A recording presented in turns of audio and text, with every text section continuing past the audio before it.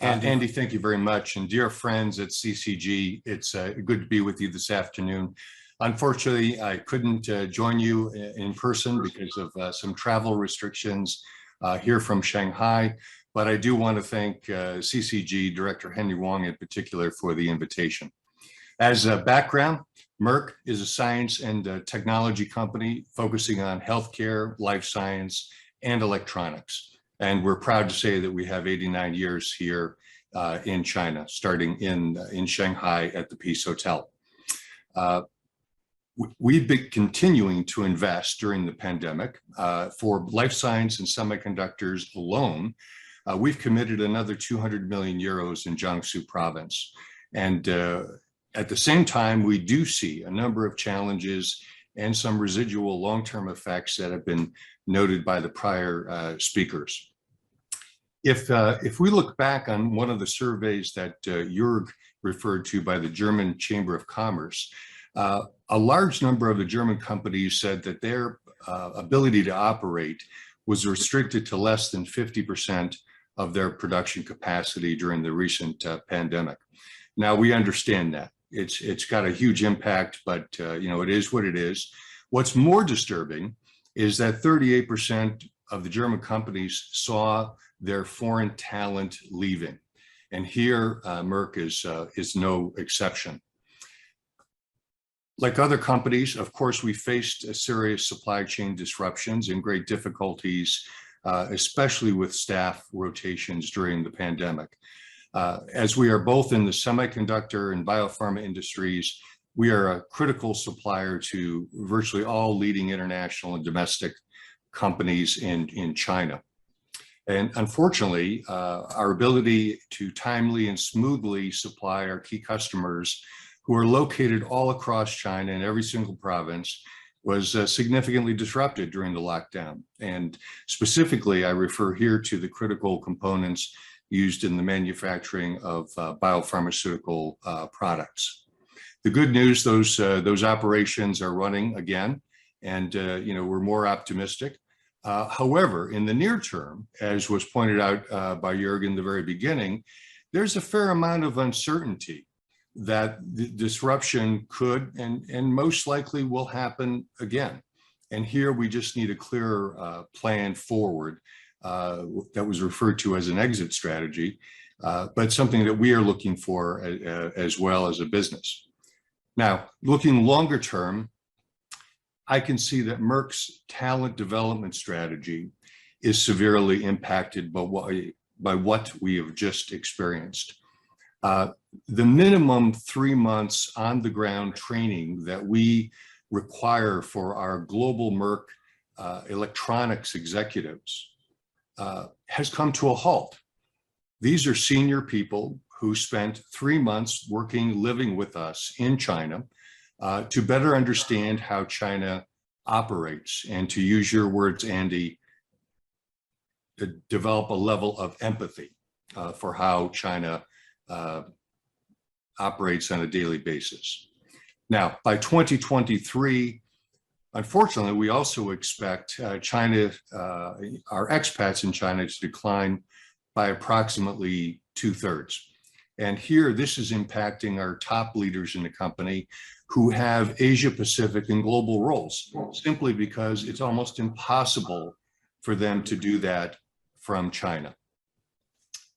And as expected, the living in the bubble has had an effect on many people, ranging from mental health challenges to levels of increased anxiety, tension, and restlessness. This is particularly concerning for people who are involved in high-tech operations and the focus on safety that's required there. Now, taking a more broader view, we do share the concerns that deteriorating economic conditions and less predictability in the business environment in China is eroding a level of confidence that we've had for many years. The supply chain disruptions, travel constraints, the increasingly inward turning of some China industries are just among our major concerns in the Chinese market.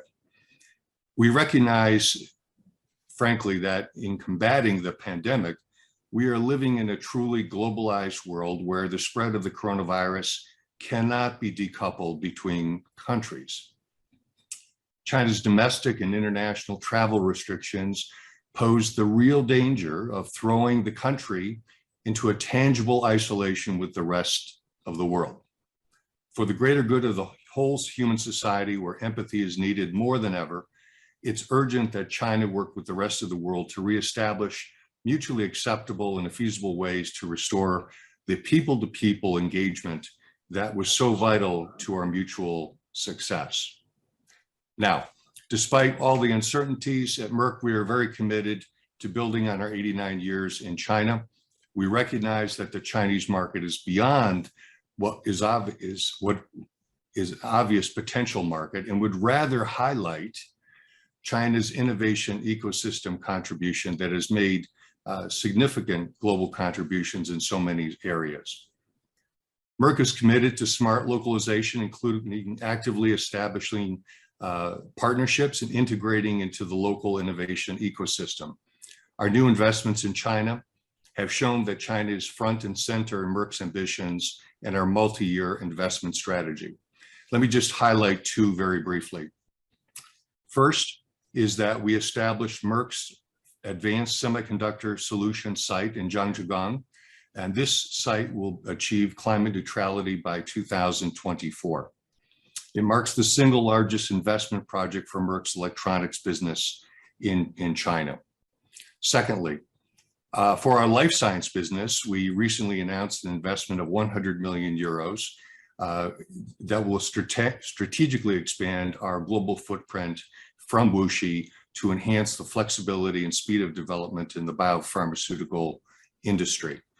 Both of these investments are intended to improve the local capacity, supply chain footprint, and the innovation that we support in China. Now, for the topic today of sustainability, Merck is very committed to our environment and sustainability in every country that we operate, and China is absolutely no exception. This is clearly represented by our new investment in Zhangjiagang, where we strive to achieve China Green Factory certification and China 3-star rated green building certification, as well as the more stringent standards to achieve the LEED platinum for our office building at that location. Safety has been a top priority at Merck, and we're aware that June is the safety month, National Safety Month here in China. And it's even more important under these conditions that we operate today to keep that as a top priority. In terms of European relations, in Europe, as was said, policymakers and the general public's view of China has changed markedly throughout 2020 as the crisis for the pandemic unfolded. Under the very difficult situations, European and Chinese leaders could focus on areas of practical cooperation, like vaccines in particular. Second would be the mutual removal of travel restrictions that would greatly promote the China-European trade and people-to-people exchanges. From the development of the CAR-T platform for oncology, the COVID vaccines, to the rollout of 5G and electric vehicles, online payments, and artificial intelligence, the innovations across these multiple disciplines continue to push companies from both China and Europe to further and faster into the future. The world is evolving fast, and so shall we. It's time to concentrate on concrete actions that where we can seek common ground and carry out cooperation that benefits everyone mutually. In closing, big thanks to CCG for organizing this forum. It's this kind of channel that is important to bring the voice of the business community to the stakeholders. And I would like to say that we're very proud that Merck China is enlisted in the top 10 foreign invested companies by CCG's Blue Paper. We highly appreciate the consideration and treasure that acknowledgement. And I sincerely appreciate the chance to hear the distinguished speakers today. Thank you very much.